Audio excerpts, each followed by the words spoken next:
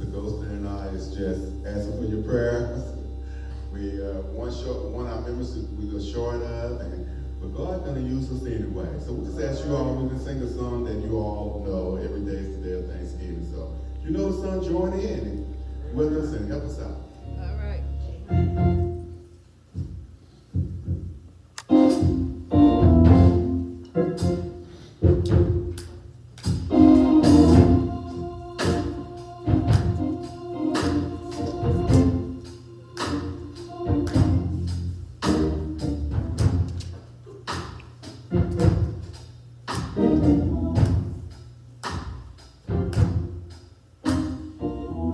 Every day is a day of Thanksgiving.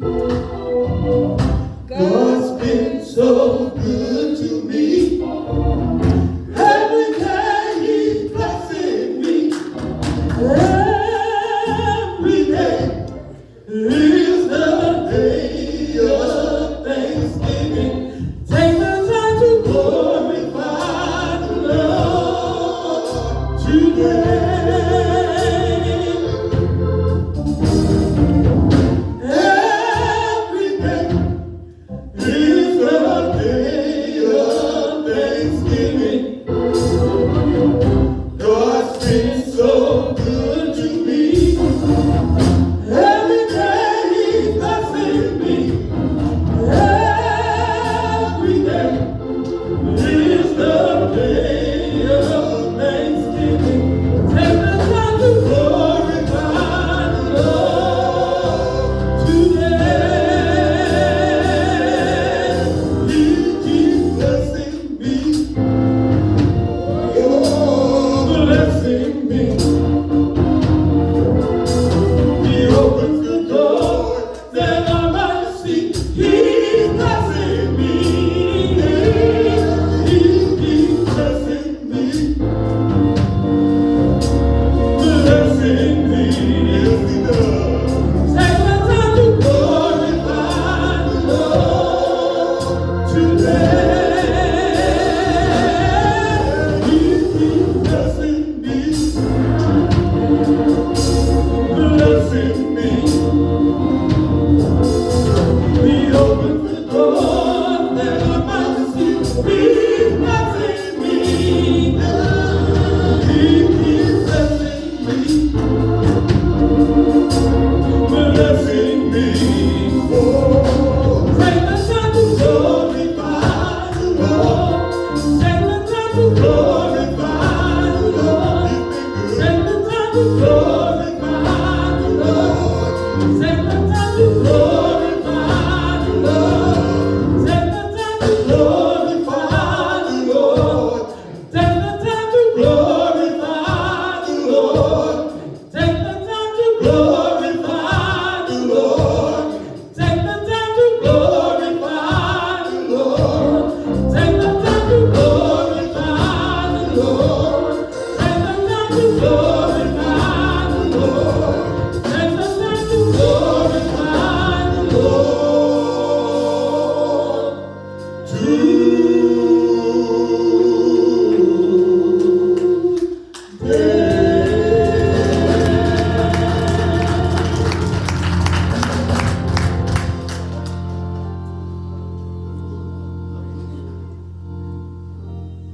Our praise team has done a tremendous job Amen. and continue doing a tremendous job. Thanks to all of you who, in spite of what's going on in our surroundings, I know there's some terrible things going on. Make me get a sick of the stomach based on happenings in our nation's capital. But Reverend Graves said, if we keep our trust in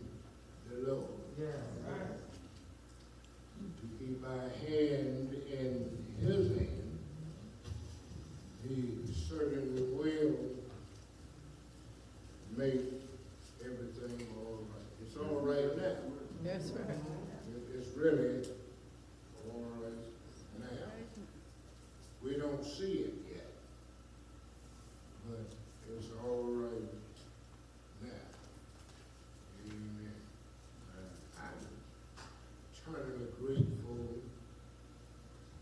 that the Lord has blessed us to enter into this new year. This is the second Sunday of the new year. You know, it's really not enough to say that He allowed us to see the new year, and He did that. We're here. But we don't know how long He's going to allow us to stay. That's right. So it's up to us to do all we can while we can. I tell you, people are leaving here in droves. Seems like every time you turn around, somebody has gone. Somebody has gone from labor to reward. And so it behooves all of us to do the best we can. You know, time to stop it now. I know that was a song that said, ain't no stopping us. But it's really no time stopping anyway, because we don't know where the finish line is. We just don't know when the Lord is going to call our name, when our number going to come up. So let's think about that.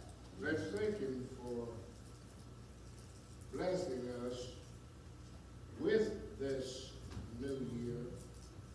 But also let's ask Him to help us to make a difference, to let our lives count. I have a story for us.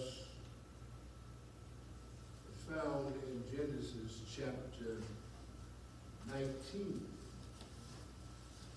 To tell you the truth, we really need to read this whole story, this whole passage. But we're not going to take that much time to read this whole passage.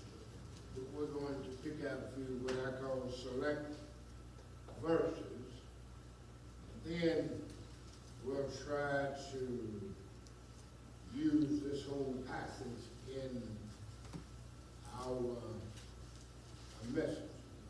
You're in Genesis chapter 19. And I want us to fast focus.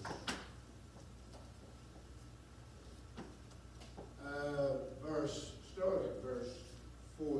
I was going to start at verse 15, but I think we need to start at verse 14. And let's read down through verse 17. 14 through verse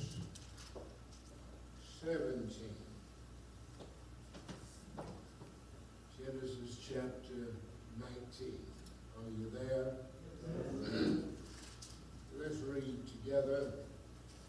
And Lot went out and spake unto his sons-in-law, which married his sons, and said, Up, get you out of this place, for the Lord will destroy this city he seemed as one that mocked unto his son-in-law.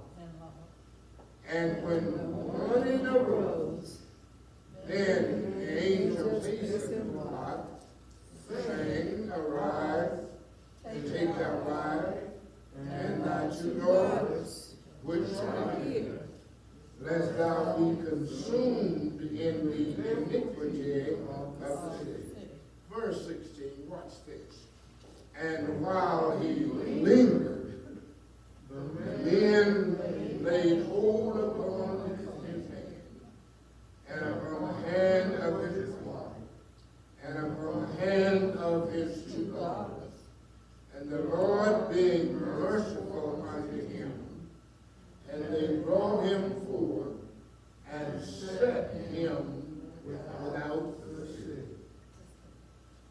Verse 17, and it came to pass, that when they had brought them forth abroad, that he said, Escape for thy life, look not behind thee, neither stay thou in the plain. Escape to the mountains, lest thou be consumed. I want to talk about no parking. No parking.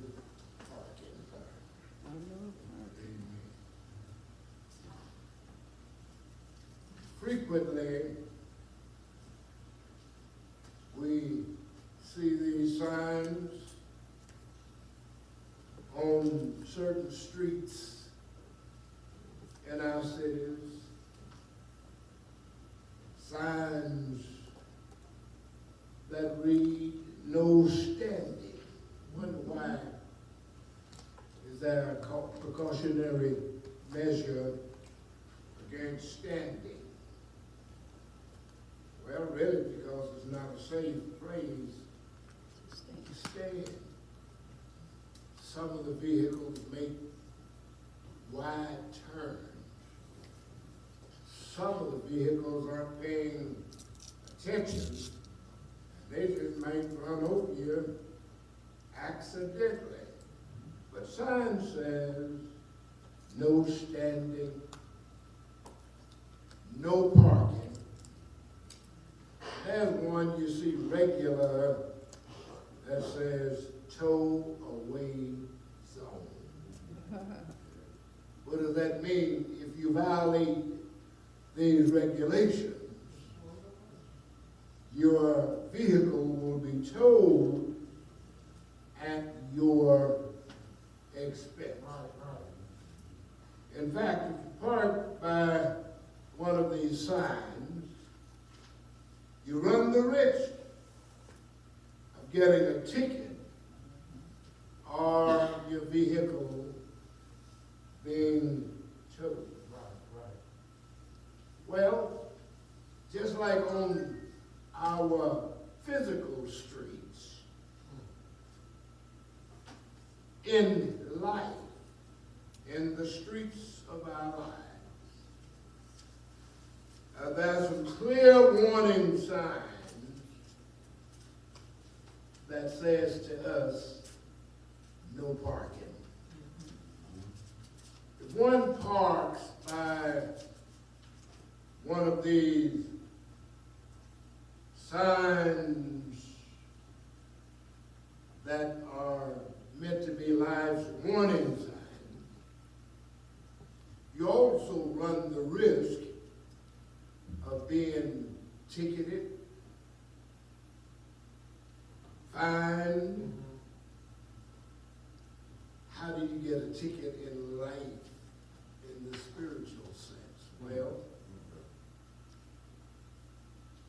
by stunted growth, not develop, not grow, not become the kind of person that God intended for us to be,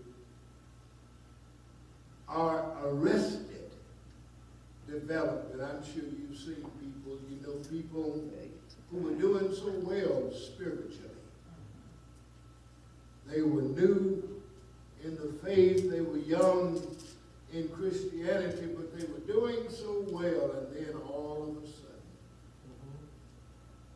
seems like they lost all interest. You call that arrested development.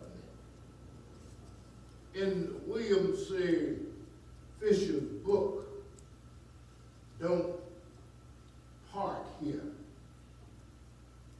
it has as its theme a clear reminder that life, I want you to get this, my brothers and sisters, life is not a parking lot.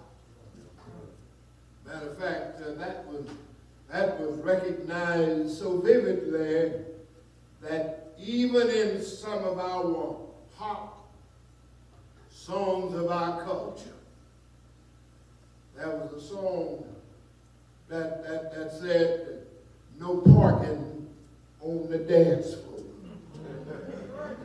Some of y'all remember that. You remember that. You didn't get out on the dance floor to stand and to look. You were there to move. You're there to exercise your gifts. And so in life, life is not a parking lot. Life demands progress. Life demands growth. As a matter of fact, it has been made clear that in life we are either moving or we are regressing.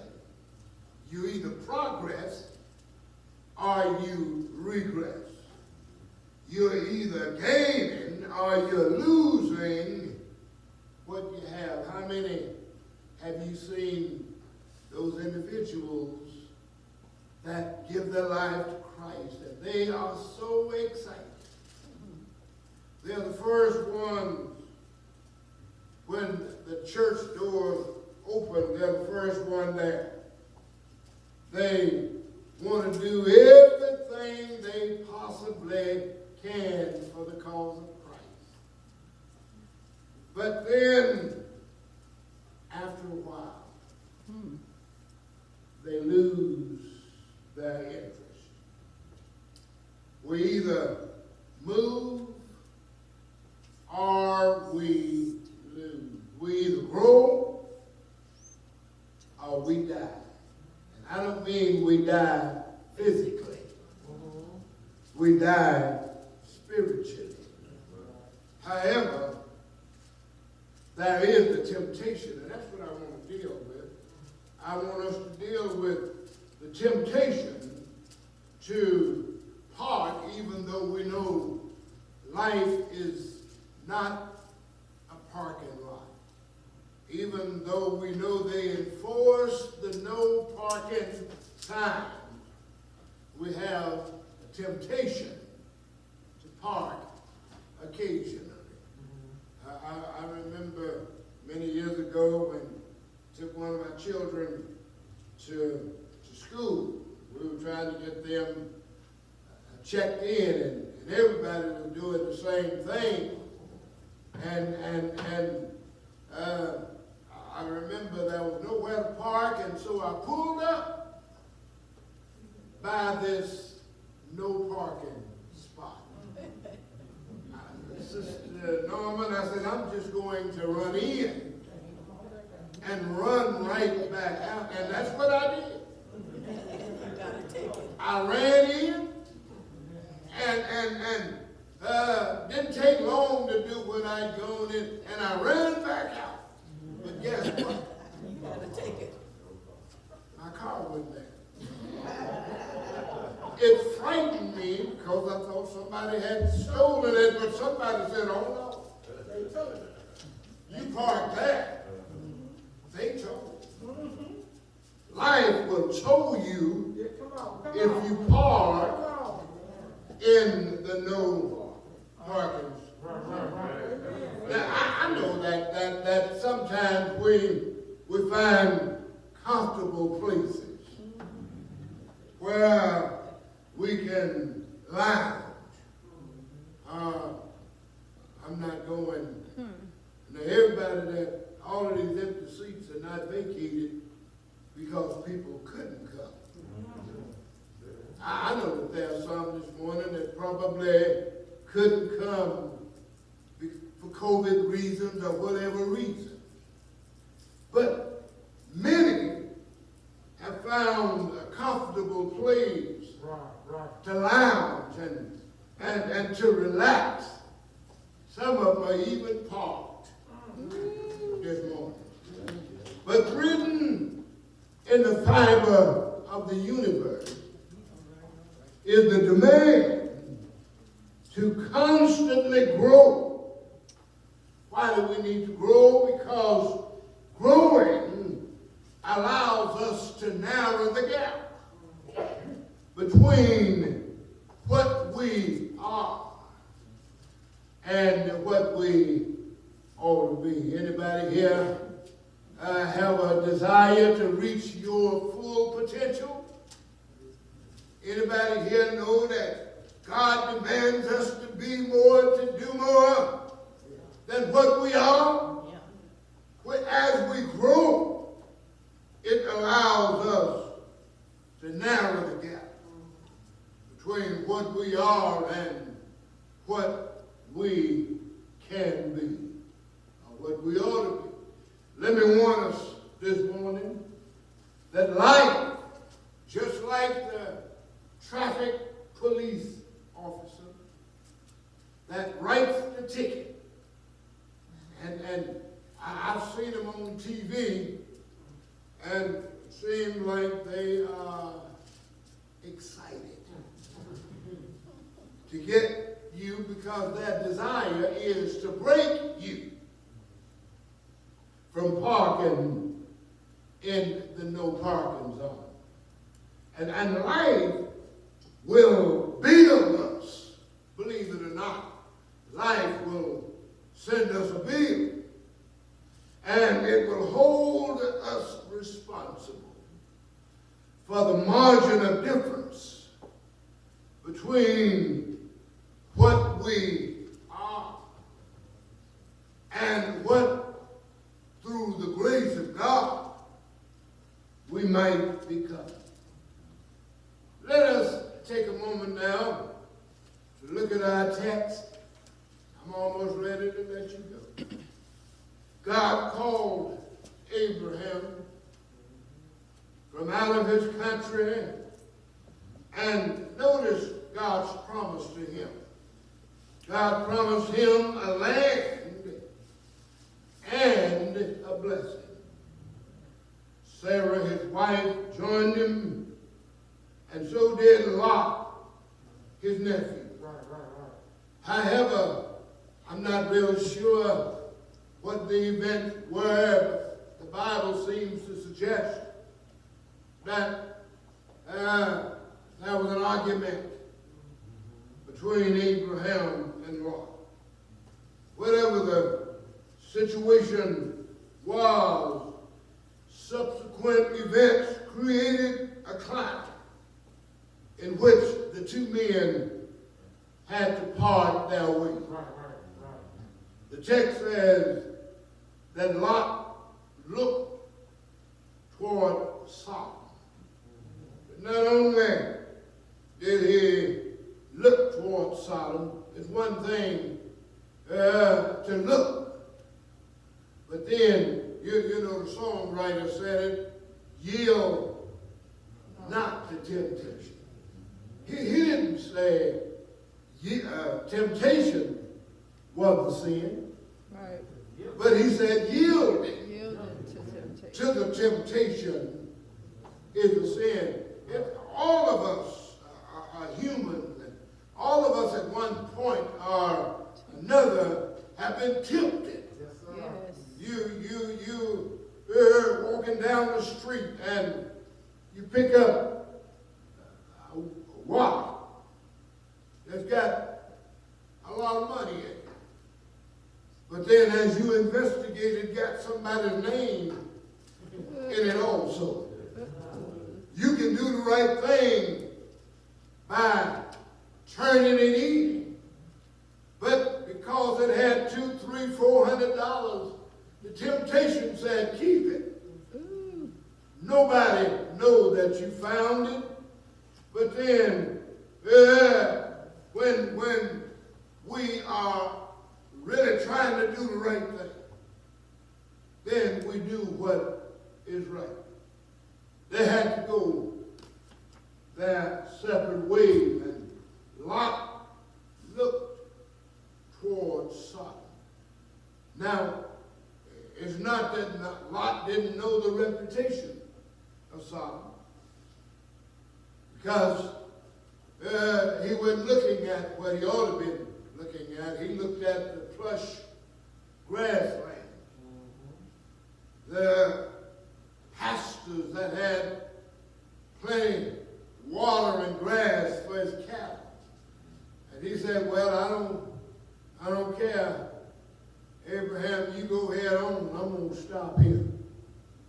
He stopped there, and I know he did because the record said he pitched his tents. Not just one tent, but he set up house for his whole family in Sodom. But then, not only did he pitch his tent, but he got so comfortable with the life in Sodom that every day you'd find him in his rocking chair, sitting at the gate of the city with the other elderly men in Sodom.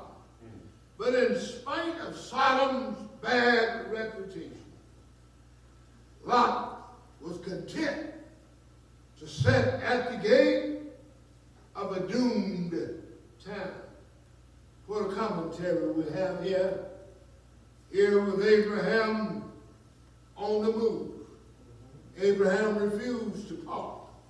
The reason why he refused to park is because the record says he was looking for a city whose builder and maker was God.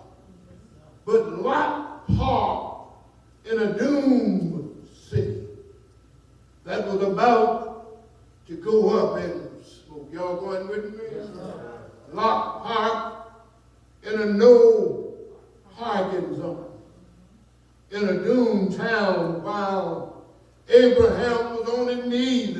My brothers and my sisters, we need to pray. We need to pray. How many know that the other day in Washington, that could have been a greater catastrophe? Could have been a greater. What if the police, we all know why they didn't give much resistance, because the president had ordered that they not give much resistance. They just had a few people standing there in proxy. Matter of fact, some of them were so excited they were opening the barriers and said, come on through. Some of them were taking selfies with those bad people. But here Lot is parked in a no parking zone in a doomed town. While Abraham was on his knees praying that God would spare the city.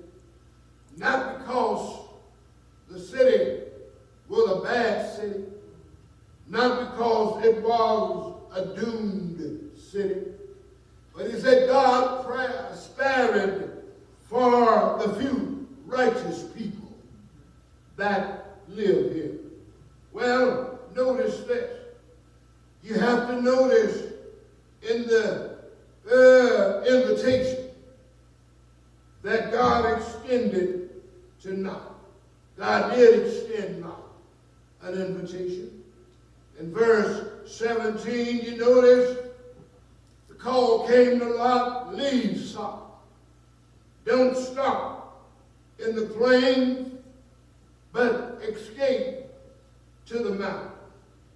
How many know that when God called any of us to high places or to useful service and to noble living, you have to understand that arrangements have already been made for you to make the journey. Your fare has already been paid. Your lunch is already prepared. Your hill climbing gear can be picked up en route. And you can't get everything. Some of it comes with obedience. Once you make up your mind that you're going to turn your face away from the lowlands, you can pick up your hill climbing gear. But my brothers and my sisters, if you park, you pay. It's that simple. If you put your mind in parking mode and set the parking brake on your dreams and ambition, life begins to write you a ticket. Your ticket comes in narrative vision and stagnation and arrested development. However, Lot rejected God's call to the high country. Notice he made excuse after excuse. And some of our excuses, my brothers and sisters, won't hold water. Some of the reason we give for not doing what the Lord wants us to do won't hold water. You see, the last time we saw Abraham, he was on his knees praying. And God heard his prayer. How many know that God is a prayer-hearing God?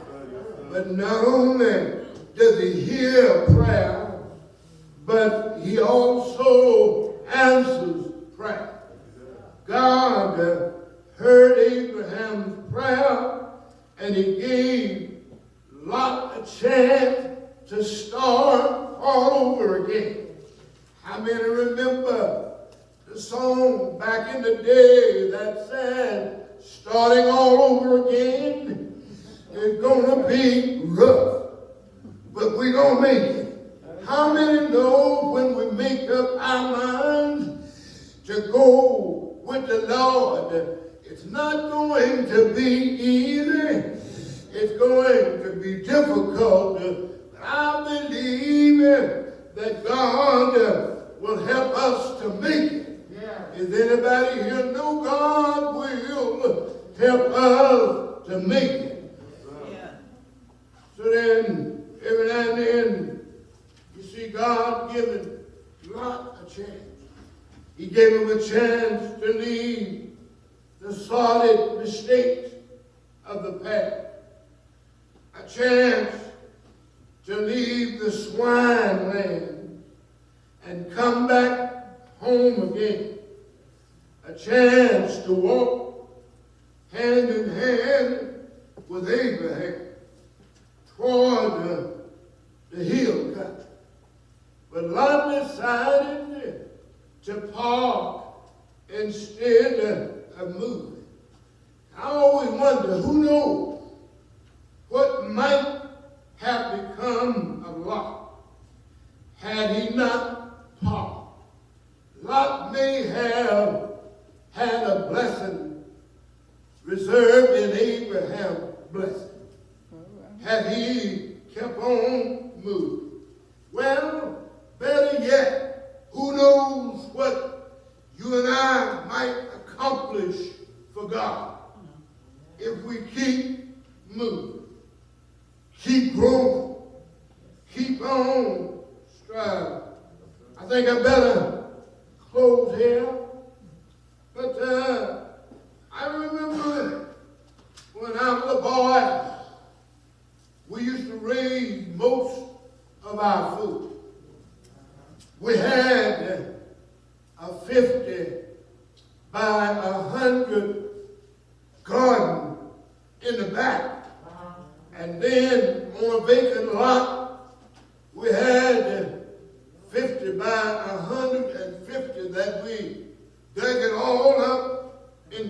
garden space. But I remember most vividly that we also raised chickens. We had a few other animals. We had a goat or two for goat milk. We had a calf or so to raise, to butcher. But we had a few ducks and a few turkeys. But most of all, I remember the chickens. And we raised them both for eggs and for meat. And I don't know if anybody here remember when your parents would order baby chickens. They just freshly hatched pretty much from the eggs, and they'd order them through the mail, and they would ship them to you in a box. And you had to really raise those chickens. You had to keep a heat lamp on them at night, keep them from freezing to death. And we'd have to feed them and water them until they were able to put out in the chicken pen. And my brother and I would watch those chickens that made it. How many know that some of them made it, but some didn't make it? We watched the one that made it, but those we would watch to see how they were developing. And the same care and attention was given to all of the chickens. But just a few of them failed to develop into normal chickens. Every once in a while, there would be one that didn't take to normal development. He didn't grow as the others did. And mother would tell us, boys, get that little stunning chicken out of the pen with the rest of it, because we want him to be penned up by himself, because he's stunning. And the other chickens would pick on him.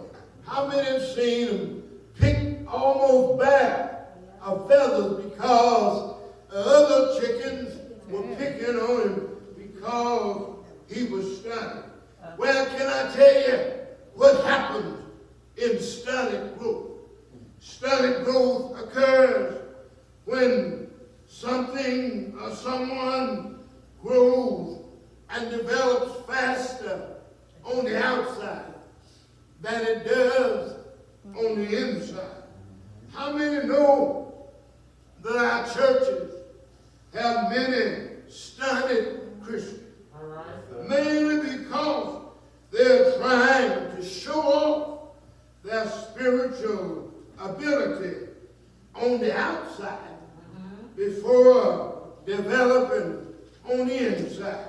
You see this in chickens, because when a chicken have feathers, full feathers, and when he fluffs his feathers and try to flop his little wings, but his little wings won't hardly bear the weight of the feather.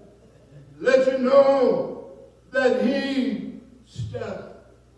So as Christians, we need to stop letting the world tell you who you are. You ought to know who you are. You ought to know that you're a child of God. You ought to know when you've been born again. Nobody has to tell you that you are not holy.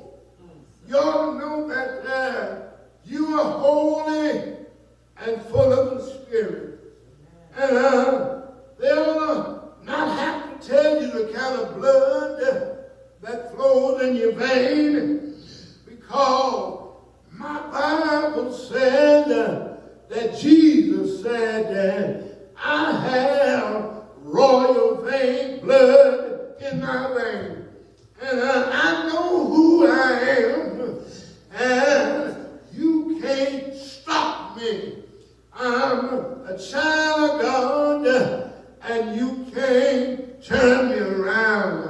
I realize that you're going to try to stop me, and every once in a while, you're going to try to hurt me. But, I know who I am. I don't have to flaunt and try to pretend. You don't have to be able to look at my feathers to tell who I am. If you look at the work that I do, if you look at the way I try to let folk know who God is, you ought to know who I am. And I'm so glad that I have a right to the tree of life. I'm so glad that I'm not a stunted Christian. Every day of my life, I try to keep on moving. I'm not parking in a no parking zone. I don't care who stops and who turns around.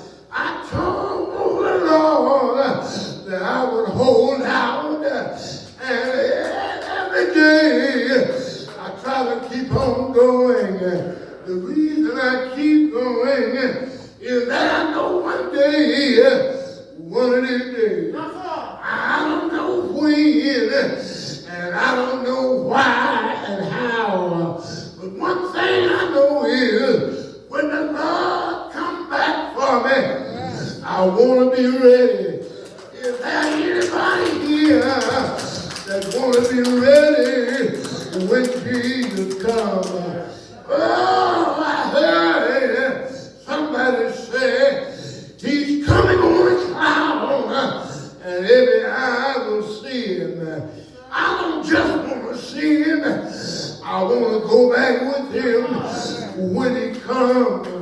Have you made up your mind that when Jesus comes, you're going back with him when he comes? I know that I can be ready if I keep moving. Somebody said I'm going to keep on moving up the King's Highway. The road might get rough. The going might get tough. Hills might be hard to climb. But I didn't start out all of these years ago to turn back. Somebody said, I'm too close to turn around. I've come too far to turn around. I don't know when my journey is going to be over, but I'm going to keep on traveling. I'm going to keep on walking. I'm going to keep on moving up the King's Highway. When all of this is over down here, when it's all over with, I want to hear Jesus. I want to hear Jesus. I want to hear Jesus say, Seven, well done. Come on up.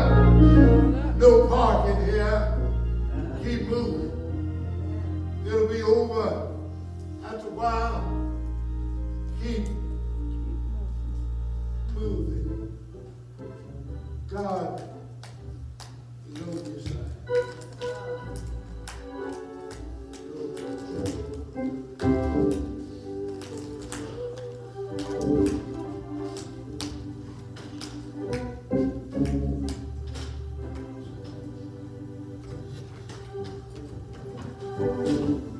The doors of his church are open.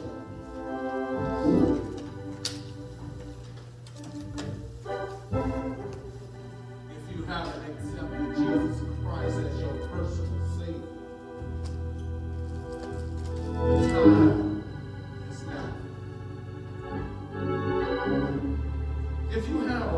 fractured relationship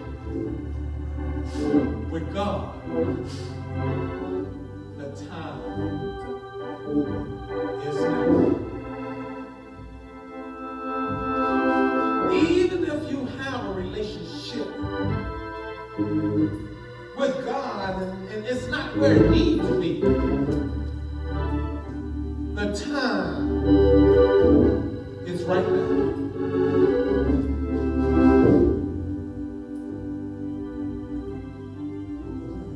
Even going through what we're going through in this season, we still have to press toward the mark of the higher calling. We can't be content with where we're at. We got to keep moving. We got to keep pressing. We got to keep striving.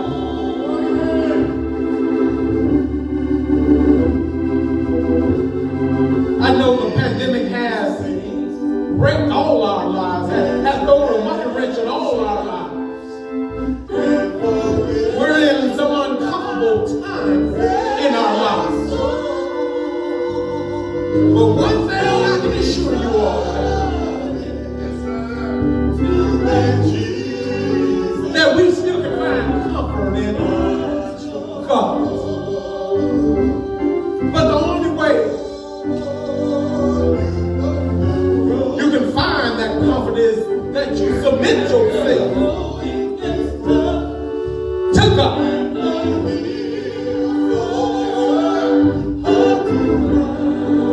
It's so perplexing to me to see how we commit ourselves to so many other things that's in our lives. But we're so lax and committing ourselves to God.